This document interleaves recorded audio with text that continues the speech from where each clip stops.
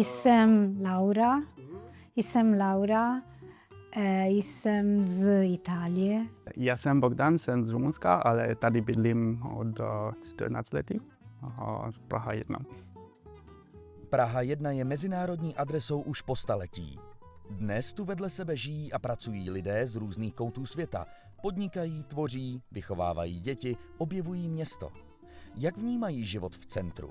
Co jim Praha 1 dává a co oni dávají jí? Insider Prahy 1 tentokrát ukáže naši městskou část očima těch, kteří do ní přinesli kus svého světa. My name is Bogdan. I am originally from Romania, but I moved to Prague in 2012, so I'm getting close to 14 years here. And I moved here as a teacher originally. I was teaching science, chemistry, biology at a private school, so in English. I'm from Padova, so it's the northeast of Italy, near Venice. Maybe Venice is more famous, I would say. And I'm a health coach, so I help people to live a conscious and present life. And through practice like, for example, fitness or stretching or good food, nutrition, and presence in general to foster the balance of the people. My first visit in Prague, I was walking around Prague 1 and I saw a guy coming out of a building and I stopped and I said, how would it be like to live in Prague? And the funny thing is, it was the exact same building where I moved in, and it only hit me then when I sort of remembered that moment from 2005.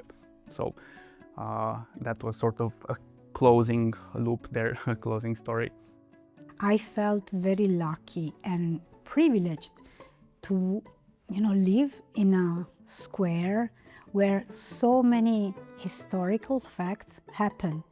Every time I looked around, and I could see, for example, when the revolution happened, Velvet Revolution, when Havel was talking in the other part, in the upper part of the square. For me, I felt privileged and to have the chance to live in a very, very good and nice and beautiful historical part of the city. It can be a challenge, of course, living in a really crowded part of the city because Prague 1 is the epicenter, so it's always crowded on the streets.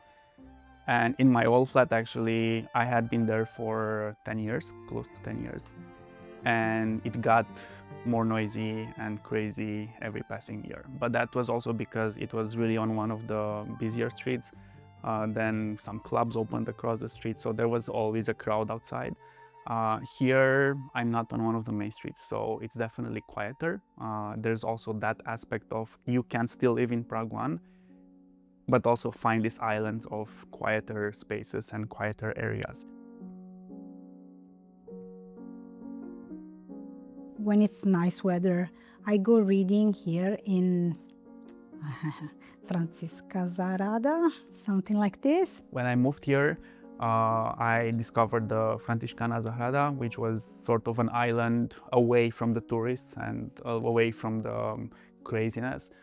It was much quieter back then, so I liked to go there to find that oasis of silence because not many people know about it. So I go there are benches, so I can go there and reading. I really like that, especially in the spring when you have the magnolia tree and all the flowers around. I go to the National Theatre to see opera because I really like opera as I'm Italian. So yeah. Malasciana area where it's a great place to just walk around and it's also, there are some quieter areas and also a nice view for the other side of the river. Every time people come here, always obecný dům, because I think it's so cool. Like, I really like Art Nouveau, so. Fun thing that I've discovered not that long ago, the statue from the castle courtyard, the St. George statue, that was actually made in Cluj-Napoca in Romania. Říká se, že Češi si drží odstup, že si vás nejdřív oťukají, že úsměv si člověk musí trochu zasloužit. Jaké to je přijít z jiného kouta světa právě sem? I feel welcome The problem is that I understand that many people, especially here in Prague 1, are kind of stressed for the big amount of tourists. So many times when I approach people, they believe that I am a tourist because I don't speak Czech or I speak very badly. But in general, when they see that I try, you know what I mean? That I tried to speak Czech, I tried to, step into the culture, they are welcoming, yes. For me personally, I like the fact that Czechs they're not bothered by what you're doing. You can do your own stuff and that's great. They would not invade or intrude in any way. I think we all watch Honest Guide. I think it's not a secret. So there are many places that are built just for tourists. There are also places that are what I would call tourist traps. But that's usually the case with any big city or any tourist city. But as a local, you find your favorite places and you find also places where you enjoy the service and you have your favorite barista knowing your order already and so on and so forth. So I still think you can find your way around. So it would be nice to have real Prague stuff here. Prague, or in general Czech. But what you can find from Czech Republic, from Bohemia here is just the crystal, right? Not even trdelník, because it's not Czech. I would say that kolačerie is doing actually a good job because it's, they have koláček and it's typical Czech, it's very good, it's cheap. They have many vegan options, so they are doing very good job, I would say. Zkusili jsme jednoduchý experiment. Praha 1 ve 3, maximálně 4 slovech.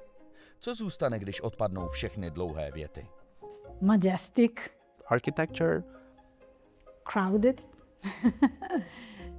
Smell. Clean. Very clean. And just the general atmosphere. Vibrant. And for the smell, just to clarify, I really love the smell of the city in the spring when you have a lot of flowering trees. So you have lilac trees in some areas or acacia or chestnuts. So especially in the spring, I spend a lot of time walking everywhere, depending on what tree is in bloom. So I'm Italian. Okay, so I don't know if you've ever been in Italy, but we don't have this level of cleanliness. So here for me, being a capital, being full of people, it's super clean. Srdce města netvoří jen domy a památky. Tvoří ho lidé. Ti, kteří se tu narodili, ale i ti, kteří si Prahu 1 vybrali. A společně z ní dělají místo, kde se žije, nejen obdivuje. A tohle rozhodně není naposledy, kdy se na jejich příběhy podíváme. Insider Prahy 1 pokračuje. Těšíme se na vás v další epizodě.